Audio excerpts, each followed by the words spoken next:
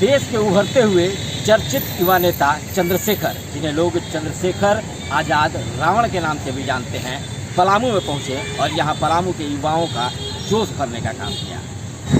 आपको बता दें कि अम्बेडकरवादी विचारधारा से प्रेरित युवा नेता चंद्रशेखर रावण इन दिनों लगातार देश भर में घूम कर युवाओं को अपने जो संस्था है थीम आर्मी उससे जोड़ रहे हैं और एक नई राजनीति की लकीर खींचने का काम कर रहे हैं। इस सिलसिले में पलामू पहुंचने पर युवाओं ने चंद्रशेखर रावण का गर्मजोशी से स्वागत किया।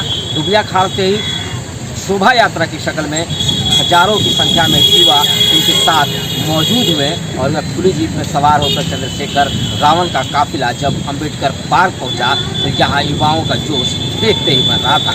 अम्बेडकर की मूर्ति पर माल्यार्पण के बाद उन्होंने युवाओं का आह्वान करते हुए देश की राजनीति में युवाओं को भाग लेने और देश की राजनीति में युवाओं को हस्तक्षेपकारी भूमिका निभाने की अपील की। साथ ही उन्होंने कहा है जो न्याय चाहने वाले लोग हैं उन्हें एकजुट होकर और खासकर युवा वर्ग को एकजुट होकर इस राजनीति में आने की ज़रूरत है, तभी हिंदुस्तान की तकदीर और तस्वीर बदली जा सकती है। चंद्रशेखर ने कहा कि मुल्क में लोकतंत्र और संविधान खतरे में है, जिसकी हिफाजत के लिए हम जैसे नौजवानों को आगे आना होगा। उसने युवा और वायु को एक साथ जोड़ते हुए कहा कि युवा को भी नहीं बदला जा सकता, नहीं मोड़ा जा सकता और वायु को भी नहीं रोका जा सकता। इसीलिए युवाओं का काफिला अब पूरे देश में निकल पड़ा है, जिसे रोकने की ताकत किसी में नहीं है। अपने संबोधन के दौरान उन्होंने बार बार युवाओं की तरुणाई का आह्वान देश की बदलती राजनीतिक व्यवस्था में भाग लेने की अपील के साथ करते नजर आए। सुनिए चंद्रशेखर रावण का यह भाषण।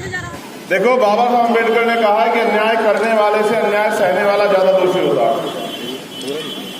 इस 70, 71 साल के 72 साल के लोकतंत्र में आपका हाथ हमेशा ऐसे कि सरकार आपको कुछ देगी, जबकि जब वोट का अधिकार दिला गया तो बाबा साहब अम्बेडकर के मन में इच्छा थी कि इस वोट की वैल्यू को समझ के ये वंचित वर्ग, जिसको पहले जातियों में उससे पहले वर्णों में बांटा गया, उसको उन्होंने वर्गों में स्थापित किया।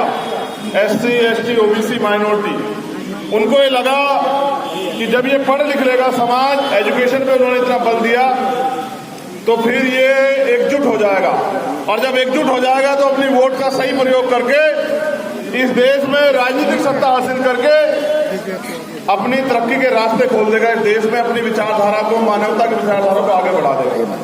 जैसे मैंने आपको पहले कहा कि अन्याय करने वाले से अन्याय सहने वाला ज्यादा दोषी होता है, मुझे आज भी ये लगता है कि आप लोग ये भरोसा बनाए बैठे हो कि कोई आएगा आपके लिए कुछ अच्छा करेगा, आपके लिए कुछ अच्छा करके दिखाएगा और आपको बिना करे कुछ मिल जाएगा। मेरा ये मानना कि जो भोजन आपकी प्लेट में है उसको भी आपको मेहनत करके खाना पड़ेगा और जो भोजन आपकी प्लेट तक आया है उसके लिए भी मजदूर ने, किसान ने मेहनत की है, तब जाके वो आपकी प्लेट तक पहुंचा। जिनसे आप उम्मीद करते हैं कि वो बदल जाएंगे, मैं कड़वे शब्दों में कह रहा हूं, मुझे फर्क नहीं पड़ेगा। सच कहने से अगर फर्क पड़ता तो पड़े। जो आज भी जातिवाद करते हैं, भेदभाव करते हैं, अन्याय अत्याचार करते हैं, जुल्म जाति करते हैं, जो आज भी गैर बराबरी करते हैं, जो आज भी इस मनुवाद की विचारधारा को आगे बढ़ाने का काम करते हैं, जो आज भी आपके हाथ का छुआ पानी नहीं पीते, वो आपको राजनीति दे देंगे क्या? किनके भरोसे हो कि कोई पीर पैगंबर, कोई महापुरुष, कोई भगवान आगे आपकी जिंदगी बदलेगा? इस देश में लोकतंत्र है, कॉन्स्टिट्यूशन है, आपको अधिकार है और जब तक संविधान है तब तक आपको सम्मान। याद रखिएगा मेरी बात।